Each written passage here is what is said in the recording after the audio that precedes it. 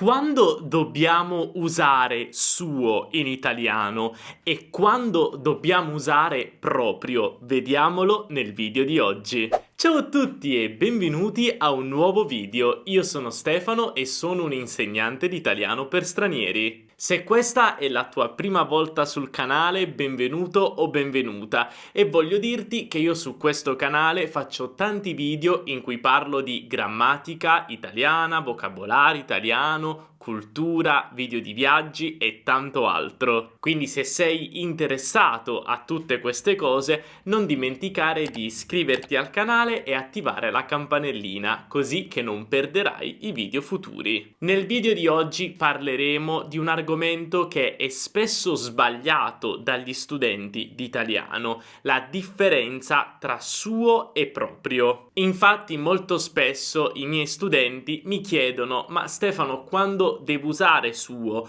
quando devo usare proprio? Ci sono dei casi in cui suo e proprio sono intercambiabili, cioè possiamo usare uno o l'altro? Beh, sì, cerchiamo di capire come funziona e iniziamo da questo esempio. La frase è: Giulio guida la sua macchina. Giulio guida la sua macchina. Se io ti dico questa frase, che cosa capisci? Beh, capisci che Giulio guida una macchina sicuramente. Ma di chi è la macchina? Beh, la macchina potrebbe essere di Giulio, perché la sua macchina, cioè la macchina di Giulio. Però se ci pensi, potrebbe essere anche la macchina di un'altra persona. Per esempio, Giulio guida la macchina di Roberto, quindi la sua macchina, ma di Roberto, non di Giulio. Per questo motivo vediamo il primo uso di proprio, cioè quello di evitare dei fraintendimenti.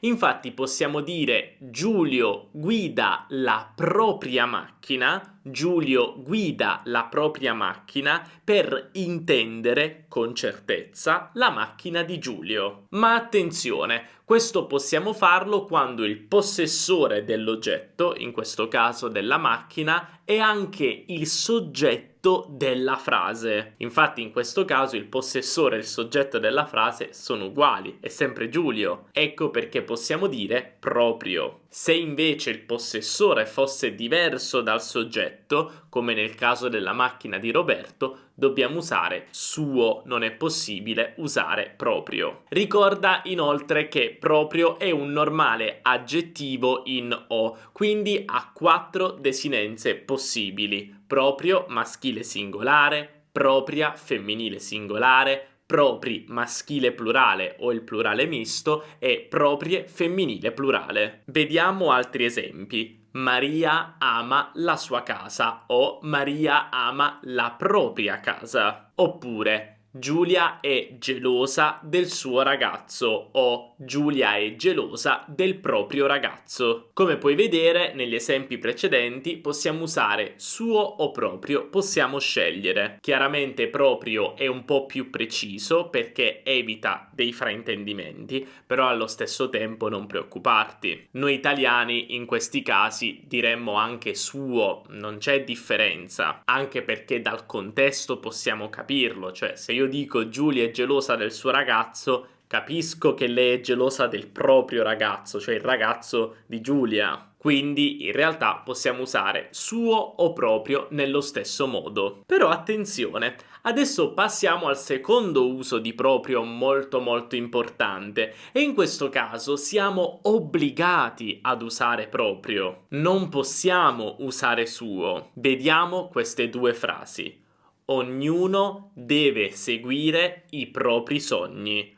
Ognuno deve seguire i propri sogni. Oppure è importante amare il proprio lavoro per essere felici. È importante amare il proprio lavoro per essere felici. Perché qui dobbiamo usare proprio? Perché siamo obbligati ad usare proprio? Ma in realtà non siamo obbligati, possiamo ridire le frasi di prima usando suo. Infatti possiamo anche dire ognuno deve seguire i suoi sogni Oppure è importante amare il suo lavoro per essere felici. Ma qual è la differenza tra queste frasi? Beh, attenzione, se noi usiamo suo, non stiamo parlando in generale, non stiamo parlando dei sogni delle persone in generale, dei sogni di ognuno, oppure non stiamo parlando del lavoro delle persone in generale, del lavoro di tutti, ma stiamo parlando del sogno di una persona specifica, il suo sogno, quindi il sogno di lui o di lei, e stiamo parlando del suo lavoro, del lavoro di lui o di lei. Capisci che questo non ha senso? Perché se io dico ognuno deve seguire i propri sogni, intendo i sogni di ognuno, cioè il mio sogno, il tuo, il suo, il sogno di ogni persona,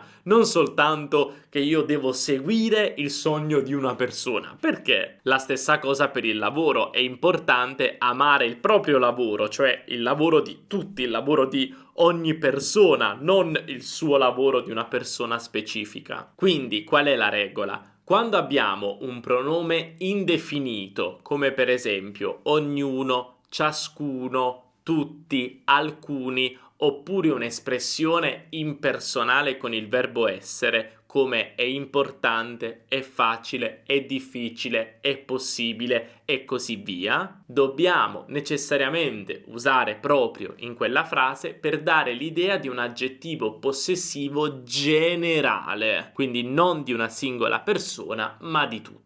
Quindi, per fare un piccolo riassunto, possiamo usare suo e proprio in modo intercambiabile quando il possessore di un oggetto è anche il soggetto della frase. Possiamo usare proprio per evitare dei fraintendimenti, ma non è obbligatorio. Invece siamo obbligati a usare proprio in una frase quando abbiamo un pronome indefinito o un'espressione impersonale con il verbo essere. Fantastico, queste sono le differenze tra suo e proprio, però in realtà proprio ha anche altri due utilizzi molto importanti. Vediamoli con queste due frasi. Il bar è proprio di fronte a casa mia.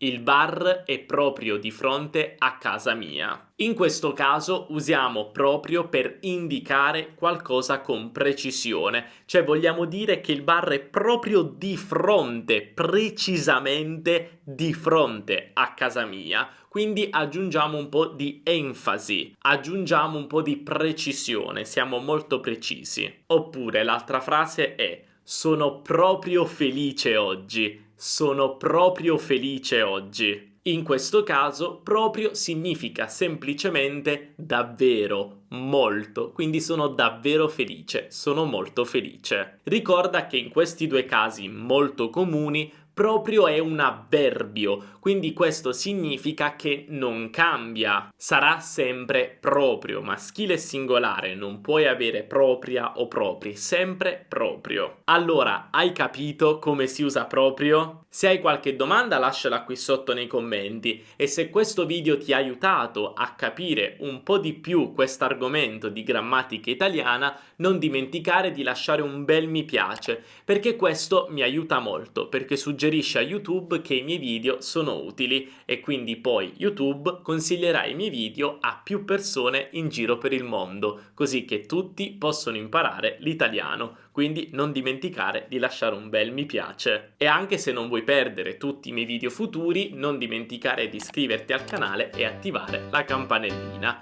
Noi ci vediamo nella prossima lezione. Un abbraccio dall'Italia. Ciao!